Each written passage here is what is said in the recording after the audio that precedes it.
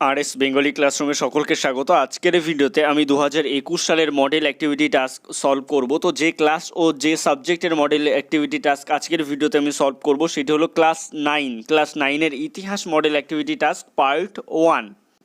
তো মূল ভিডিওতে যাওয়ার আগে সকলের কাছে একটাই রিকোয়েস্ট, এখনও পর্যন্ত যারা আমার আরএস বেঙ্গলি ক্লাসরুম এই চ্যানেলটিকে সাবস্ক্রাইব করে উঠতে পারোনি তারা অবশ্যই আমার চ্যানেলটিকে সাবস্ক্রাইব করে দিও এবং পাশে থাকা বেল আইকনটিকে প্রেস করে দিও নতুন ভিডিওর আপডেট সবার আগে পেতে। তো শুরু করছি আজকের মূল ভিডিও।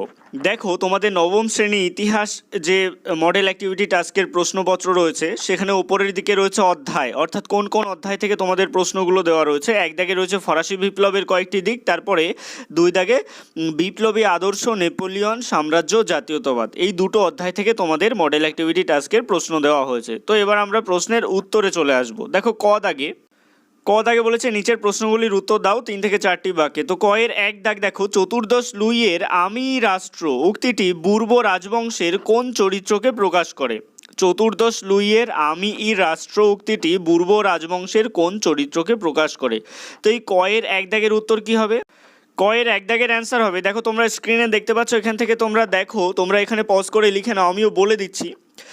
ক এর এক দাগের অ্যান্সার হবে ফরাসি রাজা চতুর্দশ লুই ছিলেন অত্যন্ত স্বৈরাচারী।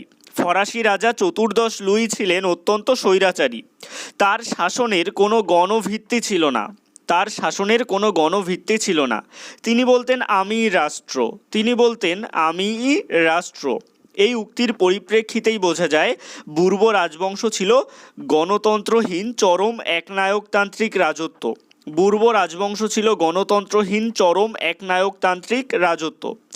1789 খ্রিস্টাব্দে ফ্রান্সে বুর্ব রাজবংশ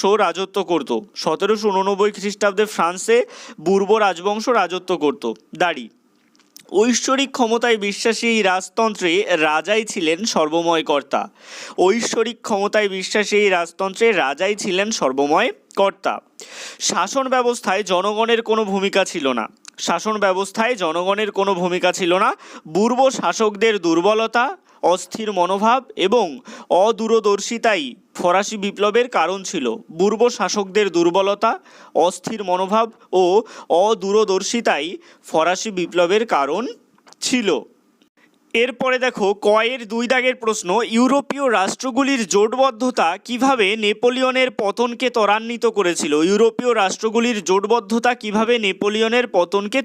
করেছিল? তো একইভাবে এই দুই দাগের প্রশ্নের উত্তরও তোমরা স্ক্রিনে দেখতে পাচ্ছ। দেখো, তোমরা এখান থেকে দেখে লেখো, নেপোলিয়নের বিরুদ্ধে ইউরোপীয় রাষ্ট্রগুলি বিভিন্ন শক্তিজোট গঠন করে ব্যর্থ হয়। দেখো, এই হয়ের আগে দাড়িটা পড়ে গেছে, হয়ের পরে দাড়িটা হবে। এই লাইনটা আরেকবার বলে দিচ্ছি, নেপোলিয়নের বিরুদ্ধে ইউরোপীয় রাষ্ট্রগুলি বিভিন্ন শক্তিজোট গঠন করে ব্যর্থ হয়, তারপরে দাড়ি দেবে। তারপরে লেখো, তবে অবশেষে আগ্রাসী নেপোলিয়নের ক্ষমতা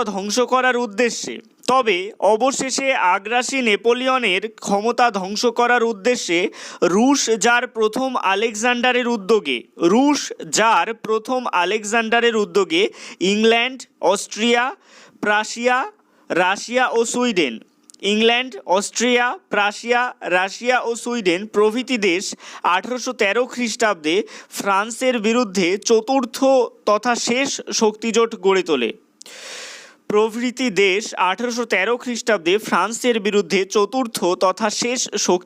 গড়ে তোলে। দাঁড়ি, ইউরোপের এই চারটি বৃহৎ শক্তি নেপোলিয়নের বিরুদ্ধে শক্তিজোট গঠন করলে তার পতন অবশ্যম্ভাবী হয়ে পড়ে। চতুর্থ শক্তিজোট ওয়াটারলু এর যুদ্ধে, ব্র্যাকেটে লেখো 1815 খ্রিস্টাব্দ, চতুর্থ শক্তিজোট ওয়াটারলু এর যুদ্ধে নেপোলিয়নকে পরাজিত করলে তার পতন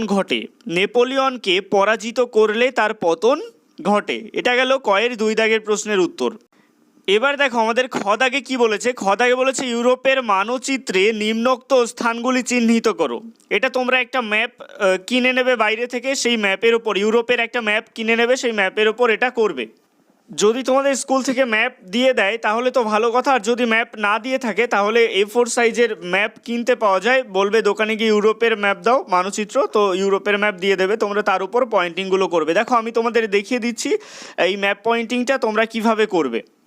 আমাদের এখানে বলেছে যে ইউরোপের ম্যাপে Paris, Spain, Portugal, great Britain এবং মস্কো এই জায়গাগুলো আমাদের চিহ্নিত করে দেখাতে হবে। তো দেখে নাও, তোমরা এই ভিডিওটা পজ করে এই ছবিটা একবার দেখো, ম্যাপটা তোমরা কিভাবে পয়েন্টিং করবে। দেখো Spain, Portugal, Paris, great Britain, Moscow এগুলো সমস্তগুলো পয়েন্টিং করা রয়েছে। গ্রেট ব্রিটেনটা হচ্ছে একটা দ্বীপ, সমুদ্রের মাঝখানে একটা ছোট্ট দ্বীপ। তোমাদের ম্যাপে যে ছোট্ট একটা দ্বীপ দেখতে পারবে, এখানে হয়তো সম্ভবত খুব একটা ভালো বোঝা যাচ্ছে না, তো সমুদ্রের মাঝখানে একটা ছোট্ট মতো দ্বীপ দেখতে পারবে, সেখানে গ্রেট ব্রিটেন। আমি যেখানে চিহ্নিত করেছি ঠিক ওই জায়গায় যে ছোট্ট খণ্ডাংশ দেখতে পারবে ওটা গ্রেট ব্রিটেন। তো তোমরা ভিডিওটি পজ করে এটা ভালো করে দেখে নাও, এইভাবে তোমরা ম্যাপে পয়েন্টিং করবে। এবারে চলে আসছি গ দাগের প্রশ্নে। গ দাগে দেখো বলেছে নিচের শব্দগুলি কোনটি পাশের কোন বক্সের মধ্যে বসবে? একটি শব্দ একাধিক বক্সের মধ্যে বসতে পারে। তো এখানে আমাদের 1 2 3 4 5 6 7 8 8টা পয়েন্ট দেওয়া রয়েছে।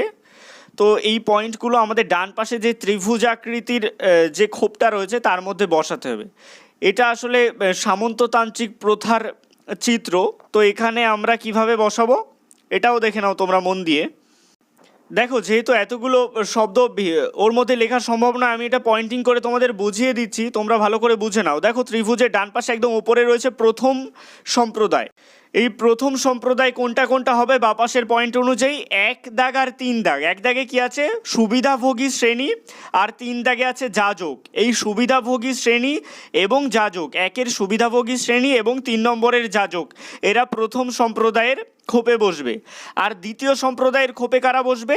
দ্বিতীয় সম্প্রদায়ের খোপে বসবে 5 দাগ আর 8 দাগ, অর্থাৎ জন্মসূত্রে অভিজাত ও 8 দাগ সাবেকি বা দরবারি অভিজাত। 5 দাগ আর 8 দাগ বসবে দ্বিতীয় সম্প্রদায়ের খোপে। তারপরে চলে আসবো তৃতীয় সম্প্রদায়ে। তৃতীয় সম্প্রদায়ের ঘরে বসবে 2 দাগ অর্থাৎ কৃষক, শ্রমিক, শিক্ষক। 4 দাগ অর্থাৎ সুবিধা বঞ্চিত শ্রেণী। 6 দাগ অর্থাৎ সাকুলেত এবং 7 দাগ বুর্জোয়া। তাহলে একদম তৃতীয় সম্প্রদায়ের ঘরে দেখো কি কি বসছে, আরেকবার মিলিয়ে নাও। তৃতীয় সম্প্রদায়ের ঘরে বসছে 2 দাগ অর্থাৎ কৃষক, শ্রমিক, শিক্ষক। 4 দাগ অর্থাৎ সুবিধা বঞ্চিত শ্রেণী। 6 দাগ অর্থাৎ সাকুলেত এবং 7 দাগ অর্থাৎ সাবেকি বা দরবারি অভিজাত। তো এভাবে তোমরা খাতায় ত্রিভুজটা একটু বড় করে অঙ্কন করবে, এবং আমি যেভাবে শুধুমাত্র নাম্বারগুলো লিখেছি এইভাবে নম্বরগুলো লিখবে না, তোমরা এগুলো কথায় লিখবে। তোমাদের 1 2 3 অনুযায়ী তোমাদের তার পাশে যে কথাগুলো রয়েছে সে অনুযায়ী তোমরা ওই কথাগুলো তোমাদের এই খোপে বসাবে। এটা হচ্ছে সামন্ততান্ত্রিক প্রথার একটা চিত্র, ত্রিভুজাকৃতির চিত্র। এরপরে দেখো আমাদের ঘদাগে কি প্রশ্ন করা হয়েছে, বলা হচ্ছে উপযুক্ত তথ্য সহযোগে নিচের ছকটি পূরণ করো। এখানে দার্শনিক রুশো, মন্তেস্কো এবং ভলতেয়ার তাদের গ্রন্থ বা রচনা দুটো করে বইয়ের নাম লিখতে হবে এবং তাদের উল্লেখযোগ্য বক্তব্য আমাদের লিখতে হবে। তো আমরা এই প্রশ্নের উত্তরে চলে আসব। প্রথমে আসছি দার্শনিক রুশো, তার দুটি গ্রন্থের নাম দেখো। 1 নম্বরে আছে কি? Discourses on the arts and science. Discourses on the arts and science. আর 2 দাগে আছে সোশ্যাল কন্ট্রাক্ট, বা তোমরা একটা সামাজিক চুক্তিও লিখতে পারো। তাহলে রুশোর দুটো বইয়ের নাম কি? Discourses on the arts and science, আর 2 নম্বর সোশ্যাল কন্ট্রাক্ট। রুশোর একটি বক্তব্য, রুশোর বক্তব্যের জায়গায় লেখো প্রতিটি মানুষ স্বাধীন হয়ে জন্মগ্রহণ করে। প্রতিটি মানুষ স্বাধীন হয়ে জন্মগ্রহণ করে, কিন্তু জন্মের পর সমাজ তাকে শৃঙ্খলিত করে। এবার চলে আসি মন্তেস্কু। এবার চলে আসবো দার্শনিক মন্তেস্কুর লেখা দুটি গ্রন্থ বা রচনা হলো দ্য স্পিরিট অফ লস, আর 2 নম্বর হচ্ছে দ্য পার্সিয়ান লেটার্স। এবার মন্তেস্কুর বক্তব্য কি?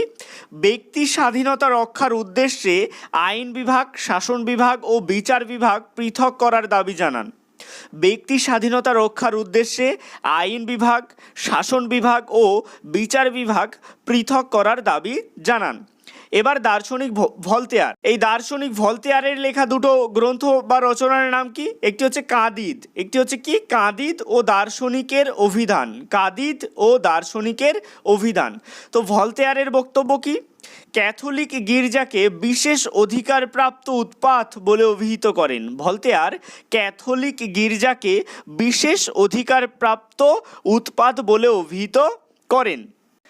তো এটাই ছিল ক্লাস 9-এর ইতিহাস মডেল অ্যাক্টিভিটি টাস্ক পার্ট 1-এর সম্পূর্ণ ভিডিওটি কেমন লাগলো অবশ্যই কমেন্টের মাধ্যমে জানিও। ভালো লাগলে লাইক করো এবং একই ক্লাসের বন্ধুদের সাথে ভিডিওটি শেয়ার করতে ভুলো না। আর তোমাদের ক্লাসের বিভিন্ন সাবজেক্টের মডেল অ্যাক্টিভিটি টাস্ক পেতে তোমরা RS বেঙ্গলি ক্লাসরুম এই চ্যানেলের প্লে লিস্টে গিয়ে নবম শ্রেণী মডেল অ্যাক্টিভিটি টাস্ক 2021 সেই ফাইল থেকে দেখে নিতে পারো, বা ডেসক্রিপশানে দেওয়া প্লে লিস্টের লিঙ্ক থেকেও দেখে নিতে পারো। সবশেষে একটাই রিকোয়েস্ট, এখনও পর্যন্ত যারা আমার চ্যানেলটিকে সাবস্ক্রাইব করে উঠতে পারেনি তারা অবশ্যই RS বেঙ্গলি ক্লাসরুম এই চ্যানেলটিকে সাবস্ক্রাইব করুন আর পাশে থাকা বেল আইকনটিকে প্রেস করুন নতুন ভিডিওর আপডেট সবার আগে পেতে।